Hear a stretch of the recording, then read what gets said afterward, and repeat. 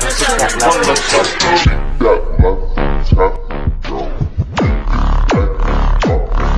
itong aso? Sinusundan ako. Pagka pupunta siya sa likuran ko, tapos umuna ng konti, uuna na ulit siya. Kanino kaya yung aso naligaw?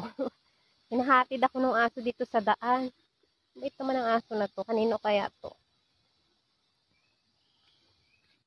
Ayun oh, nauna na siya oh. Nauna na yung doggy.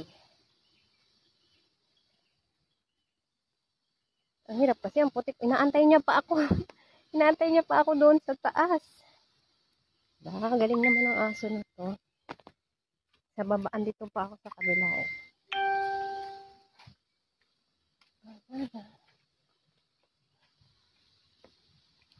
Wala naman akong dala.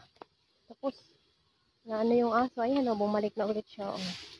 Ayan, bumalik siya kasi matagal ako maglakad. O, diba? Ayan na siya o. Ayan. Ayan ang aso na ito. Kanino kaya itong aso? Ayan nyo o. O, ayan o. Sinasabayan niya ako paglakad. Hala? Kanino kaya ito? Bye-bye, doggy. Uy, pasaan ka? Kanino ka bang alaga? Uwi na ikaw sa inyo. Sa tagasan ka ba? Uwi na ikaw. Bye-bye. Uwi ka na. Taga saan ka ba? Uwi na ako. Saan ka ba? Bye-bye na, doggy. Huwag ka na sunod. Baka awayin ka ng mga doggy dito sa amin. Bye-bye. Thank you sa paghatid mo, doggy. Bye-bye. Huwag ka na sunod, ha? Uwi ka na sa inyo. Bye-bye na. Ayun, uuwi na siguro siya.